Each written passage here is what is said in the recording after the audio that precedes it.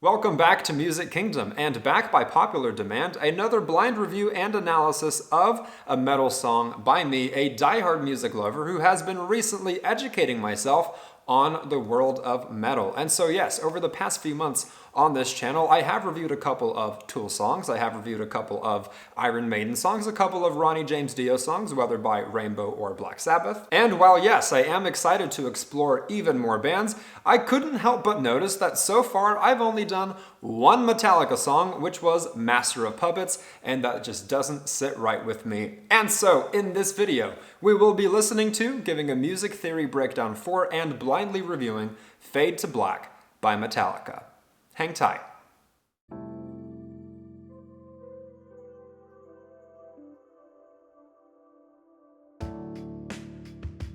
Hey music lovers, my name is Francis. If you'd like to support the work I put into these videos, click the like button and subscribe to the channel. And of course, if you'd like to support the channel even further, you'll find Music Kingdom's Patreon and other affiliate links in the description below. Alright, now before we give the song a listen, first let's briefly talk Fade to Black by Metallica. Fade to Black is from Metallica's second studio album titled Ride the Lightning, released in 1984. The album showcased the band's musical growth and lyrical sophistication, with the bassist Cliff Burton introducing the basics of music theory to the band and having more input in the songwriting. Now, of course, please correct me if I'm wrong, but to my knowledge, Fade to Black was the first power ballad released by Metallica and was the first promotional single released for the album, and because of this, it was one of the few Metallica tracks to get radio airplay in the mid to late 80s. On a similar note, according to the internet, Metallica fans have been accusing the group of selling out all the way back to the release of this song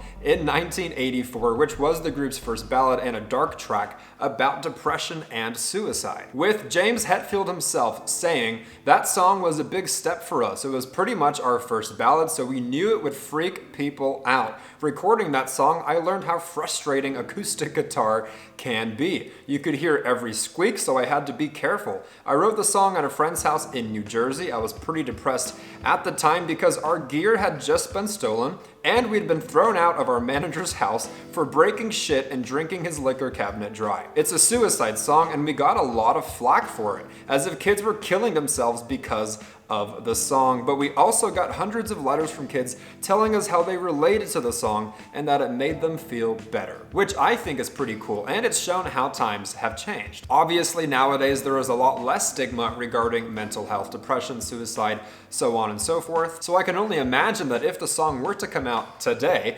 Metallica would be instead praised as opposed to criticized for talking about it in the first place. Now, in addition to all of that, and also before we listen to the song, I feel the need to give a few quick disclaimers. First disclaimer, I can already hear plenty of you in the comments reminding me that Metallica is better live, and I do not disagree with you, and I totally get that logic. However, my logic is, before I can appreciate something done perhaps better live, I first need to listen to the track itself and familiarize myself with the track, which is what we're doing in this video. Second disclaimer, I totally acknowledge that this is by no means a deep cut by Metallica. Quite the opposite, actually. To my knowledge, this happens to be one of their most famous songs to ever exist. So while I do intend to eventually get to their deep cuts, and full disclosure, personally speaking, I am a deep cuts kind of dude, I thought it would be wise to first start with the basics. Alright, at long last, with all that out of the way, it's time we give the song a listen, and just a heads up, I will be pausing periodically to give my thoughts,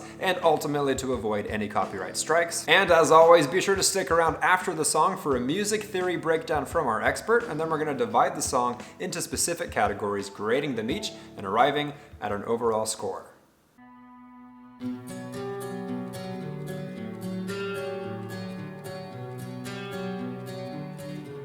Immediately not what I expected. I mean, I know it's a power ballad, but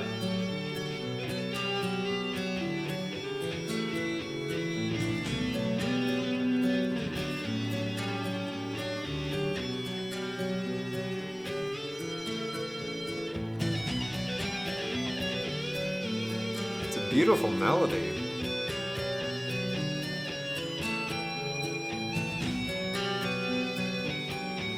And I guess back in the 80s, like 40 years ago, I can see why people would think that they're selling out, but hopefully that's no longer the case.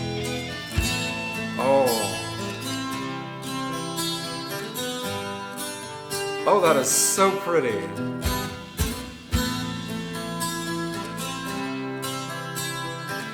I could listen to this for 7 minutes.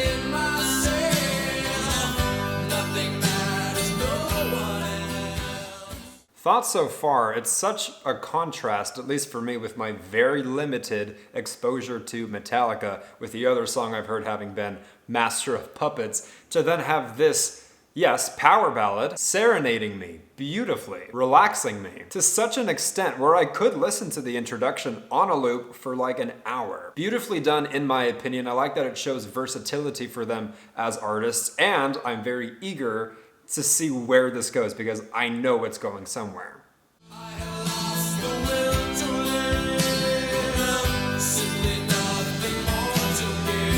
Very vulnerable lyrics.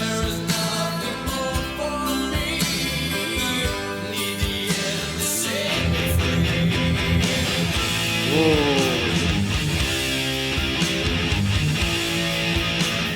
It's like they know just how and when to hit you. And it's so well put together too, even though it is a simple composition.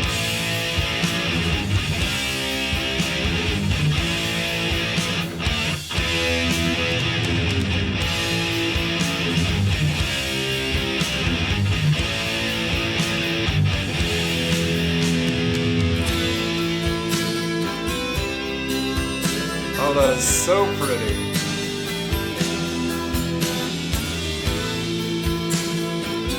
And for me, it adds versatility to Metallica as artists.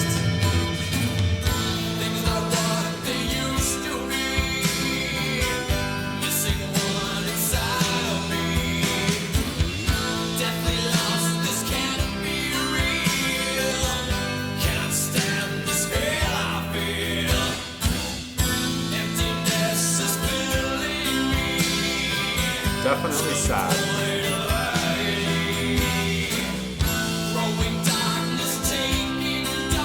Very well written in a poetic way.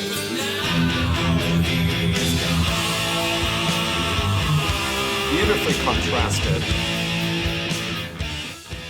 So far, I am very much enjoying the lyrics to the song, even though they are very simple and to the point, right? Because it's not like there's a ton of verses in the song either. So what impresses me is that with a simplistic approach and a bit of a poetic approach, the lyrics, which are also very pretty, manage to be effective without necessarily being too on the nose or overkill or just drilling the message of the lyrics too hard down your throat. In addition to the lyrics, I also love the contrast within this song. I think it's a great way to keep you engaged when it is a song that it's going to be 6, 7, 8, 9 minutes, that type of thing. And do not get me wrong, while I do enjoy the song Master of Puppets, for example, that song is a bit easier to feel redundant, whereas this song, in my opinion, perfectly nails this feeling of staying fresh by perfectly and seemingly effortlessly balancing between going hard and going soft. Giggity.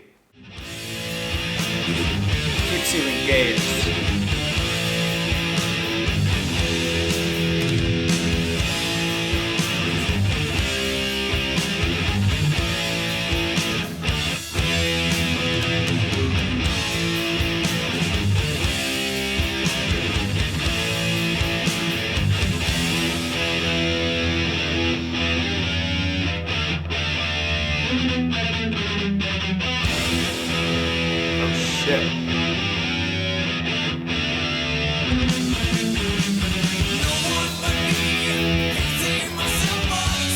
What a smooth transition.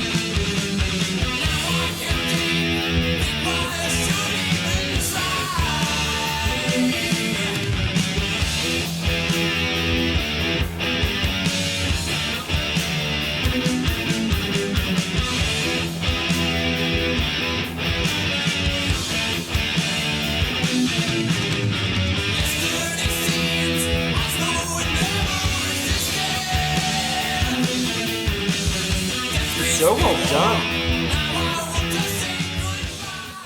Okay, so at this point in the song, to be totally honest, I don't really have any newer thoughts. And the song is nearing its finish, and we haven't really had that guitar solo yet, which tells me it's right around the corner. So yes, I'm just gonna keep listening.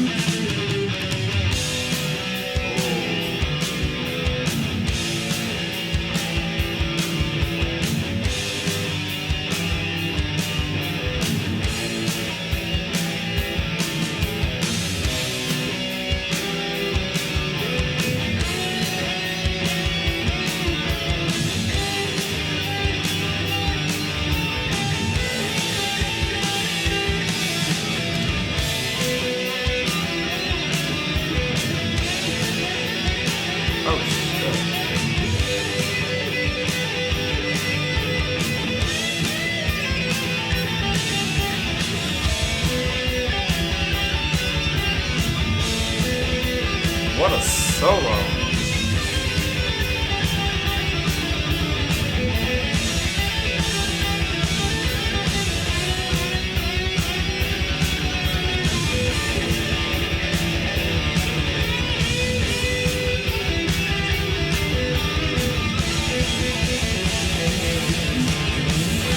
Oh, shit.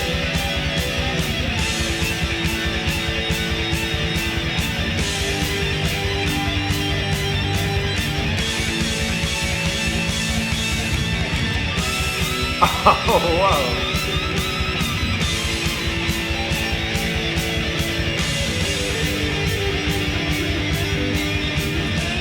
Beautiful.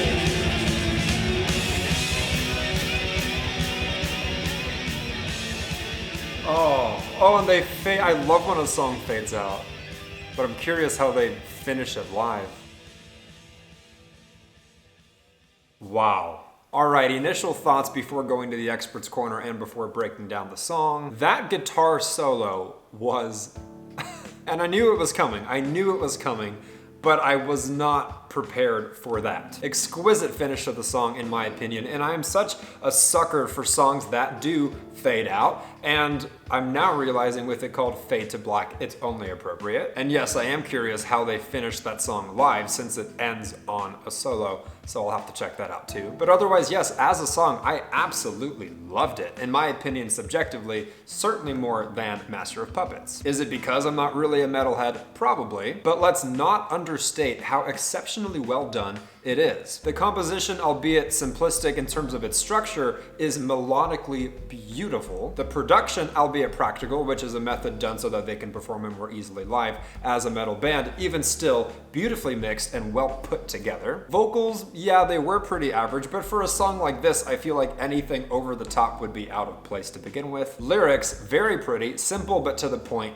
and effective. And originality, honestly, with context and history in mind, for Metallica to have this be their very first power ballad, and to ultimately receive criticism from their own fans for doing so, was bold and brave, and I really like that. And of course, I do have many more thoughts about the song, which I'll say for when I'm getting more specific and breaking the song down. But first, let's go to the expert's corner for a music theory breakdown and to hear what score he gives the category of composition.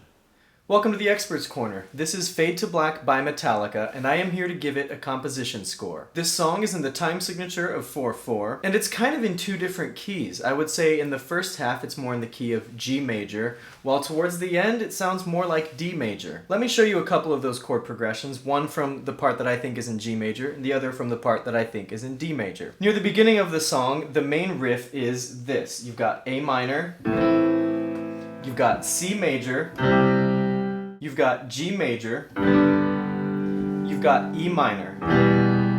In action, that one sounds like this.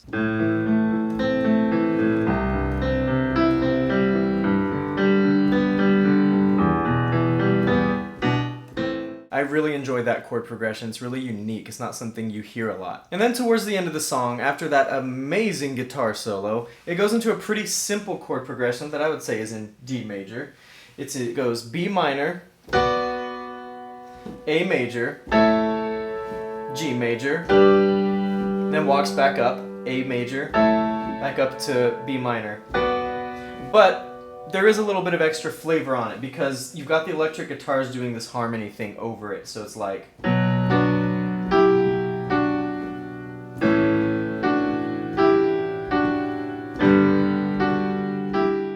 I think that adds a level of like kind of heaviness to it that I think fits the song's subject matter. So compositionally wise, this song isn't super complex or intricate or impressive, objectively speaking. However, it's going to get a pretty high score from me. And that's because what this song does, it does incredibly well. I think the intro with the 12-string guitars, those chords, everything, that whole bit was my favorite part. I like the fact that this is essentially two songs in one, music-wise. The beginning is so very different from the end in almost every way. As I said earlier, the chord progressions, especially in the beginning, are unique, and I love unique chord progressions. And lastly, who can fault that incredible guitar solo? I listened to it in the car for the first time, and I was stank-facing, like, several times. So, great song. I'm gonna give the composition an 8 out of 10. Back to you, Francis.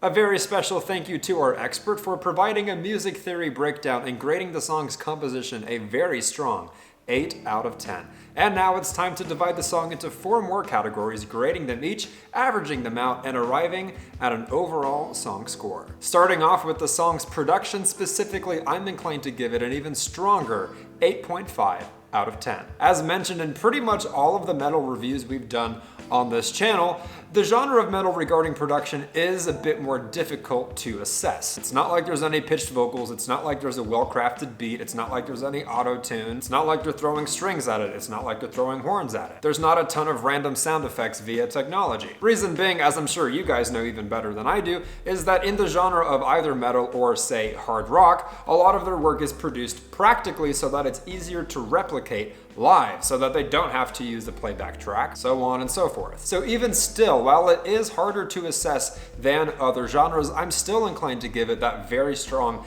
8.5 because of how well put together it is. I'm sure, yes, to some extent, it does bleed into composition as our expert mentioned, but what I'm thinking about is not only how perfectly it was mixed in a technical way, I'm thinking about the contrast of acoustic guitar with electric guitar. Going from a smooth, slow, beautiful power ballad all the way to hitting you hard with the electric guitar, hard with the vocals, and the change up musically. In my opinion, these are all production decisions, perfectly executed to give you a song that, as mentioned, keeps you engaged and feeling fresh throughout its 7-minute duration. Masterfully done, in my opinion, especially considering that the song was produced almost 40 years ago. Up next, we have the category of lyrics, which I'm inclined to give a very solid 8 out of 10. There really isn't anything bad you can say about the lyrics. They are very pretty. They have a certain poetic feel to them. As mentioned, they're very simple but effective, not on the nose whatsoever, especially considering what they're about. So in my opinion, I think going anything lower than an 8 out of 10, which I consider to be great, would be inaccurate. However, why am I not going any higher with the lyrics? Because in my opinion, as great as they aren't otherworldly. They aren't outstanding. They aren't in that tier of some of the greatest songs ever written by any songwriter in the history of music. And when a song is being graded on this channel, that is kind of the standard of what a 10 out of 10 would be. There aren't a ton of lyrics in the song to begin with, and yes, while I think they're great, I just don't think they are brilliantly or masterfully penned, and that's okay. Moving right along to the category of vocals, I'm inclined to give them a respectable 7 out of 10. In my opinion, if an 8 out of 10 is great, then a 7 out of 10 is good, and that's kind of how I feel about the vocal delivery in this song specifically. It's good, just not quite great. Now, as mentioned, it's not necessarily that I'm holding it against the song in a super negative way, because the song doesn't really call for lyrics that are over the top or epic. Compositionally speaking, lyrically speaking, and production-wise,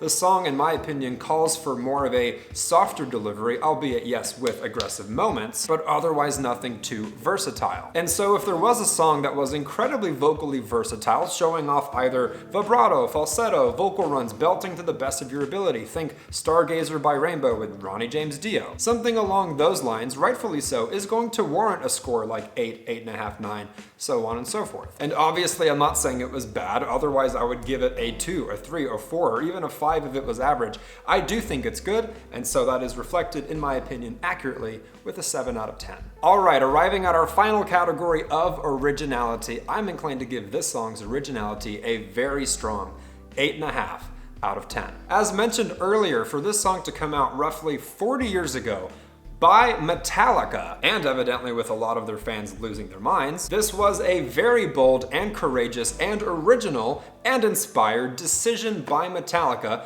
to create a song like this. And that's the thing with originality. You are looking for something that is inspired, you are looking for something that is artistic, you're looking for something expressive, and you're looking for something that is so original that it sounds unlike anything that came before it, and unlike anything that comes after it. And while no, I do not claim to be a metalhead by any stretch of the imagination, I would wager that there pretty much aren't any songs out there that are as iconic and memorable and original as Fade to Black. Hats off to Metallica in that regard, and in my opinion, not being afraid to show their versatility as artists and breaking the stereotype or expectation of what they should put out, not being afraid to piss off any fans. Now, in case you're wondering, the only reason I'm not going any higher than an 8.5 regarding the originality is that, in my opinion, for a song to really get an even higher number than an 8.5, which is already high, there would have to be a bit more creativity regarding either production or composition or lyricism when you are creating a song from scratch. And so now if we add it all up, including the expert's composition score, and average it out, Fade to Black by Metallica from their second studio album, Ride the Lightning,